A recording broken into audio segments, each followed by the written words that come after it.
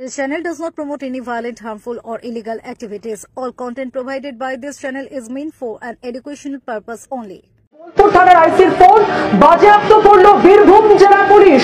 আরো একবার জানাবো, বোলপুর থানার আইসির ফোন বাজেয়াপ্ত বীরভূম জেলা পুলিশের। কিন্তু ঘটনার প্রায় 7 দিন হতে চলেছে, এখনো অব্দি বাজেয়াপ্ত করা হলো না অনুব্রত মণ্ডলের ফোন। এমনকি অনুব্রত মণ্ডল কোন ফোন থেকে কথা বলেছিলেন সেই ফোন বা তার সিম কোনোটাই পুলিশ বাজেয়াপ্ত করতে সক্ষম হয়নি।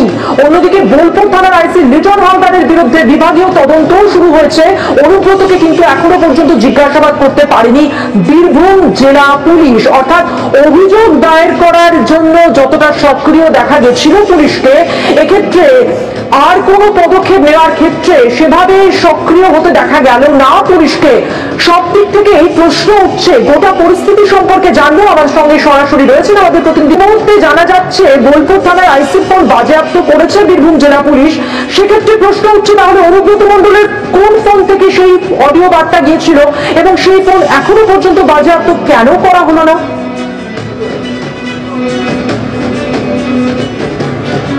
তাতে একেবারে প্রথম প্রশ্নটাই হলো যে 7টা দিন প্রায় হতে চলল, অর্থাৎ তথ্য প্রমাণ আদৌ থাকবে তো, তথ্য প্রমাণ লোপাট হবে না, এই প্রশ্নটা কিন্তু এই মুহূর্তে বিরোধীরা তুলছেন। তার কারণটা কি?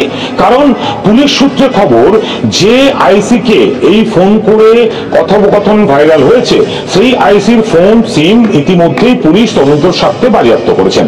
কিন্তু অনুব্রত মণ্ডল যিনি এই মামলায় অভিযুক্ত, তিনি তার কোন ফোন থেকে ফোন করা হয়েছিল, কোন ফোন থেকে তিনি কথা বলেছিলেন, গোটা ঘটনার সময় কোন ফোন কোন সিম ব্যবহার হয়েছিল, সেইগুলো কিন্তু এখনো পর্যন্ত পুলিশের তরফ থেকে তদন্তের অগ্রগতি হয়নি। এমনকি অনুব্রত মণ্ডলের কাছ থেকে কোনো ফোন কোনো সিম কোনোটাই কিন্তু বাজেয়াপ্ত করা হয়নি। ফলে একটা প্রশ্ন উঠে যাচ্ছে যে 7 দিন পরে সেই তথ্য প্রমাণ লোপাট হবে না তো, এমন প্রশ্নটা কিন্তু এই মুহূর্তে উঠেই যাচ্ছে। এবং পুলিশ প্রশাসন যেখানে দাঁড়িয়ে অনুব্রত মণ্ডলের বিরুদ্ধে অভিযোগ ওঠার পর যতটা সক্রিয়ভাবে আমরা দেখেছিলাম যে মামলা শুরু করেছিলেন, তা আবার জামিন অযোগ্য ধারায়, কিন্তু তারপর থেকে পুলিশি নিষ্ক্রিয়তা যে একেবারে সামনে প্রকাশ্যে সেটা সকলে দেখতে পাচ্ছে, এটা বলার অপেক্ষা রাখে না। তার কারণ অনুব্রত মণ্ডল অসুস্থতার কাগজ দিয়ে তিনি 7 দিন ধরে 5 দিন বেড রেস্টের কথা বলেছেন, পুলিশ তার অগ্রগতি করছেন না, পুলিশ সেই অসুস্থতা কতটা সেটা খতিয়েও দেখেননি। ফলে এই জায়গায় দাঁড়িয়ে এবার এই যে ফোন নিয়ে যে ঘটনা অডিও ক্লিপ নিয়ে প্রশ্ন, সেই তথ্য প্রমাণ নিয়েই প্রশ্ন উঠে গেছে। ফলে অনুব্রত মণ্ডল ভিডিও বার্তার মাধ্যমেও এই বক্তব্য যে তার, এটা স্বীকার করে নিলেও পরবর্তীতে আইনানুগ কাজের ক্ষেত্রে এই ফোন বাজেয়াপ্ত না করা হলেও আজও কি তথ্য প্রমাণ পেশ করা সম্ভব হবে, এই প্রশ্নটা কিন্তু এই মুহূর্তে বিরোধী থেকে শুরু করে সকলে তুলছেন। এবং পুলিশ প্রশাসনের এই ভূমিকা নিয়ে কার্যত বিভিন্ন মহলে প্রশ্ন উঠতে শুরু করেছে।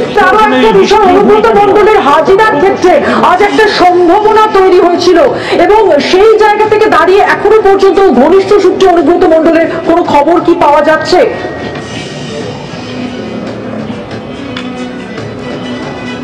দেখো, যা সময় আমরা দেখতে পাচ্ছি সকাল থেকে, দেখো অনেকটা সময় পেরিয়েছে এবং তুমি ঘড়ির কাটাও দেখতে পাচ্ছ, প্রায় বেলা গড়িয়ে গেছে।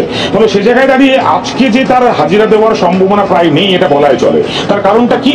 কারণ আমি প্রথম থেকেই সকাল থেকে আজকে বলে আসছি, তুমি দেখেছিলে যে মূলত যদি পুলিশের কাছে হাজিরা দিতে হয় তাহলে সেক্ষেত্রে দাঁড়িয়ে তাকে সমন করা হয়নি। ফলে সে জায়গায় দাঁড়িয়ে তাকে পুলিশের কাছে সময় নিতে হতো এবং সেই সময়ে তাকে এসে হাজিরা দিতে হতো।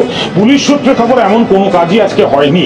ফলে সে জায়গায় দাঁড়িয়ে আর যে কার্যত তিনি হাজিরা দেবেন না, এটা বলা যেতে পারে। ফলে একটা কথা বলা যেতে পারে, যখন আমরা তৃণমূল সূত্রে খবর পাচ্ছি যে দলের তরফ থেকে একটা কড়া বার্তা দেওয়া হয়েছে যে অনুব্রত মণ্ডল যাতে আইন যে প্রক্রিয়া তাতে সহযোগিতা করুক, সেক্ষেত্রে দাঁড়িয়ে তিনি যে সেই সহযোগিতা আজকেও করলেন না, এটা বলার অপেক্ষা রাখে না।